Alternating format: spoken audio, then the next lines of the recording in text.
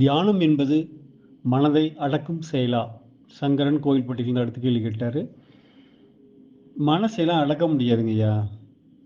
மனம்ங்கிறது நம்ம சம்மந்தப்பட்டதில்ல. அது கிரகங்களோட கண்ட்ரோல்ல வருது. மனச அடக்கிறதெல்லாம் போட்டு அடக்குனீங்கன்னா அது வெடிச்சிரும். தியானங்கிறது மனத அடக்கக்கூடிய ஒரு செயலே கிடையாது. அதாவது நம்ம செய்யக்கூடிய எல்லா செயலையுமே முழு விழிப்போட செய்றதுக்கு பேர் தான் தியானம். என் டே டு டே லைஃப்ல என்ன வேணாலும் பண்ணு. உனக்கு தெரிஞ்சு எல்லாம் நடக்கும். விட்னஸோட பண்ணி செய்யணும். மனசுல எது வேணாலும் நடந்துட்டு போகுது. உடம்புல எது வேணாலும் நடந்துட்டு போகுது. ஜஸ்ட் நீ விட்னஸ் பண்ணு. நீ பாட்டு டே டு டே ஆக்டிவிட்டீஸ் எல்லாம் பண்ணிட்டு எல்லாமே செய்யி.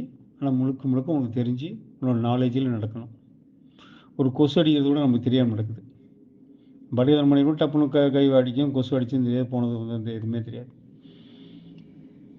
அந்த மாதிரி ஏதோ ஒன்று நினச்சிட்டே இருப்போம். வீட்டிலேருந்து கிளம்பி ஆஃபீஸ் போயிடும். எப்படி போனால் எங்கே பிரேக் அடிச்சா என்னன்னு தெரியாது. ரொட்டீன் லைஃப்பில் அது பாட்டுக்கு அந்த இதில் வேலை செஞ்சுட்டு இருக்குது. தேர்ட் கியர்லேயே போனோமா, கிழிச்சு மூச்சிட்டே போனோமா, பிரேக் தேவையில்லை யூஸ் பண்ணுமா, அதெல்லாம் தெரியாது. ஆனால் ஸ்பாட்டுக்கு போயிருப்போம் கடவுள் புண்ணியத்தில். அந்த மாதிரி இல்லாமல் முழு விழிப்புணர்வோடு நம்ம ஒரு காரியத்தை செஞ்சோம்னா அதுக்கு பேர் தியானம். எங்கெல்லாம் நீ முழு தூங்கினாலும் சரி, என்ன பண்ணாலும் சரி, விழிப்போடு இருந்தீங்கன்னா அதுக்கு பேர் தியானம். மனம் அது பாட்டுக்கு வேலை செஞ்சுட்டு தான் இருக்கும். நீ அதை என்ன செய்யுங்கிறது விட்டு கவனிச்சிட்டு இருக்கியாங்கிறது தான் மேட்ரு. அதை அடக்கிறேன் கொடக்கிறேன்னு சொல்லிட்டு ஏதாவது பண்ணணும்னு வச்சுக்கோங்க, சிக்கலாகி போயிடும். மனசெல்லாம் அடக்க முடியாது. அடக்கிறதுக்கு மேற்கொள்கிற முயற்சிக்கு பேர் தாரணை. தியானங்கிறது ஜஸ்ட் சும்மா பார்க்குறது, விழிப்புணர்வோடு பார்க்குறது.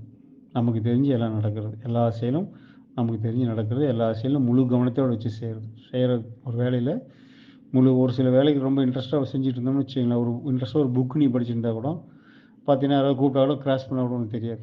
முழு கவனத்தையும் அதில் வச்சுருப்பேன் 100%.